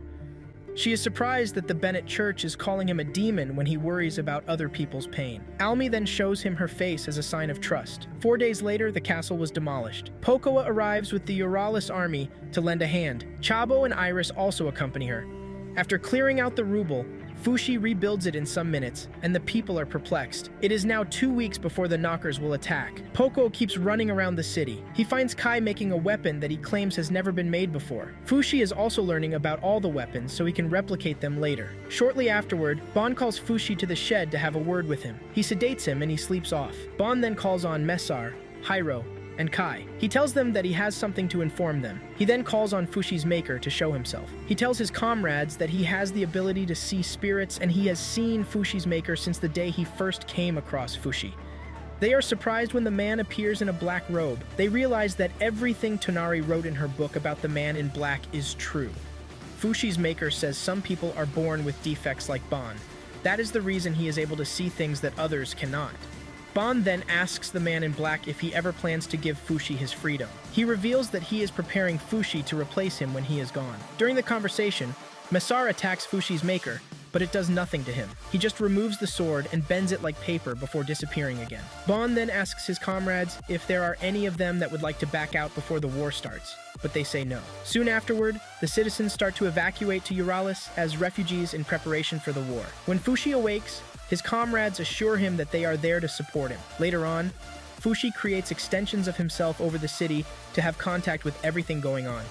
He might create a version of March somewhere and create the mole rat somewhere else. He connects all of them with a rope. He creates bulk loads of weapons in anticipation of the battle. Up next, the alarm is rung that the enemy has been sighted. The knockers appear in the distance and throw distant bombardment at the wall. The body of March that Fushi put on the wall falls down to the ground because of the shake from the explosive impact. Suddenly, she opens her eyes. Fushi notices that someone new is in the castle, but there is no time to think.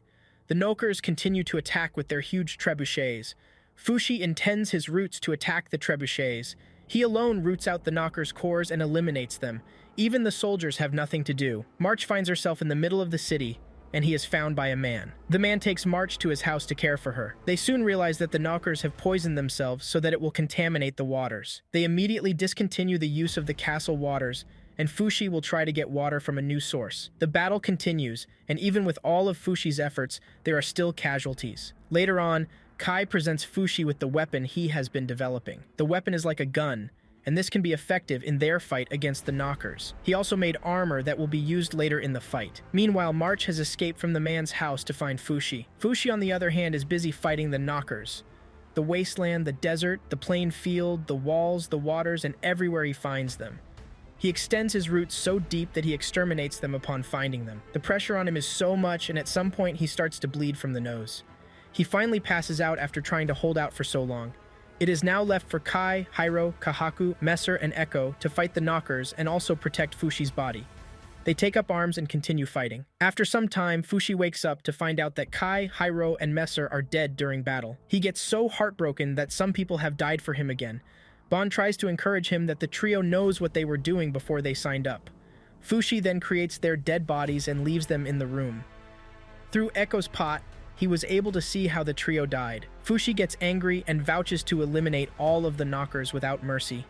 He goes after the knockers without mercy, and he starts to eliminate everyone he finds. However, he changes his methods this time to avoid exhaustion. He transforms into different vessels to prevent one from tiring out. Each vessel has its stamina limit, so he makes sure not to exceed the limit. He also uses Hiro, Kai, and Messer to his own advantage. Their bodies prove to come in handy. Fushi does not feel other people's pain when he is in their bodies, so he is able to concentrate fully. While battling the knockers, he falls in battle, but suddenly, Hiro, Kai, and Messer arrive to help him. He is surprised to see the trio alive. The duo tells him that they are there to serve him. All he needs to do when they die is to recreate them, and they will come back to life. Fushi doesn't catch on to this, and he just believes that the trio are immortal as well. Unknown to him, the rope attached to the trio's bodies when he created them, and this is how they were able to come back to life. The knockers soon start to troop in numbers, and it seems they are now more serious than before. They are using projectiles to launch themselves into the city. Fushi is killing the ones he can find. The immortal trio does not hesitate in sacrificing their lives during the battle because Fushi will just bring them back to life again. Fushi senses a giant trebuchet being used by the enemy in the distance. His roots can't get there, so he just catapults the trio to the location to destroy the trebuchet. After destroying the device, the trio kills themselves to be reborn inside the city walls. This is to prevent the time of traveling back to the city, which might take some hours. It is now 4 days since the battle began, and so much has happened. Several deaths have been recorded, and the bodies are being burned immediately to prevent the knockers from taking advantage of the bodies. Later on, Fushi receives the report that Kahaku attacked Kamu and some other soldiers while they were fighting. Kahaku claims that he is not the one but his left arm, which contains the knocker. Kahaku even cut off Yuisa's hand during the scuffle. Kahaku tries to tell them that he is not with the knockers, and he is not their enemy. Meanwhile, the king is also calling for Messer. However, he does not answer just yet. He wants to finish what he is doing before going. Fushi doesn't want to hear everything that Kahaku has to say again, and he leaves the room. He takes a brief walk, and he soon finds a handprint on the wall. This is March's handprint, and he knows it. Fushi is confused as to what is going on. To make sure, he creates another of March's body, but it does not come to life. Meanwhile, Kahaku is asking Bon when he will tell Fushi that he can bring people back to life. Bon says he's not yet ready to tell him as of yet. Later on, Messar finishes with what he is doing, and he makes his way to the palace to see the king. Messar gets there to be informed that the king is dead. Alme says she has a message from the king. The king wants them to take care of the nation as siblings. Alme says this and leaves the room. The citizens have started to get bored and anxious. Fushi makes his way into some home and gives the kids dolls to play with. Shortly afterward, Haro is infected by one of the knockers, and Fushi needs to send him somewhere ASAP. He picks up a crossbow and kills him with it. Some of the citizens witness this and start calling Fushi a murderer. Kai tries telling them that it is normal, and Hiro will come back to life, but they don't want to hear. Fushi has no time to argue with them, and he just leaves. Up next, the Noker started attacking the city with birds. Panic has started to erupt and the citizens are being evacuated to a big building that can house all of them. Messer finds Alma when she is trying to jump off the building. He quickly drags her back and asks her why she would do such a thing. Just then, the veil on her face blows off to reveal that the Nokers have infected her and she is dying already. Veil dies and Messar quickly calls on Fushi for help. He asks Fushi to bring her back to life. Fushi says he can't, but Messar keeps shouting that he can. Fushi then creates Alma's body, but nothing happens. Fushi then leaves to ask if there is anything Bon is hiding from him. Bon says he will tell him everything after the battle. Later on, Fushi finds Kahaku in the room where he is being held. He leaves after saying hello to him. After his departure, the Knocker takes over Kahaku and kills Kai. He then finds Fushi to tell him that he is there to cook for everyone. He tells Fushi what he has done and asks him to receive Kai. Moments later, we get to find out why Fushi was unable to bring Almi back to life. Apparently, she has risen to heaven and did not wait around on Earth. In the next scene, the immortal trio wakes to find out that Kahaku is cooking for them, breaks out again, and Kahaku kills the trio. He finds Fushi to report to him again. Fushi doesn't seem to be angry because he believes that the Noker in Kahaku's arm is just trying to defend itself. Kahaku hugs Fushi for his understanding. Just then, the Noker bursts out and starts to consume Fushi. March enters the house at that same moment too. March tries to pull off the knocker, but it throws her away. Fushi's horse also arrives to try and help, but the knocker appears to be quite powerful. Kahaku then picks up a knife and starts to cut his left arm with it. The knocker quickly jumps out and makes an escape for it. It has, however, consumed all of Fushi's vessels, and there is nothing left of Fushi again. March laments that she finally found Fushi, but they are now separated again. She gets on the horse to try and find a doctor for Kahaku. The Knockers have started taking over the city and their numbers keep increasing.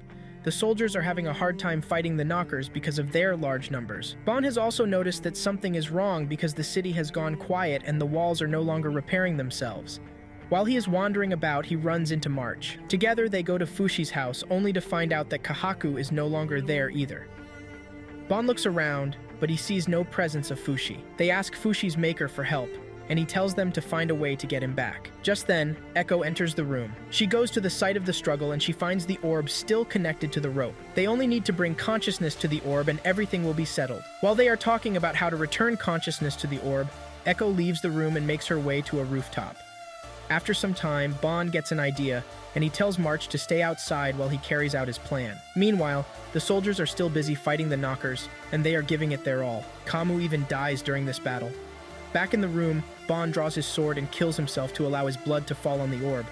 Bon opens his eyes to realize that he is dead and now among the spirits. Minutes later, the orb starts to form and it takes Bon's shape. Fushi is surprised to see that Bon is dead.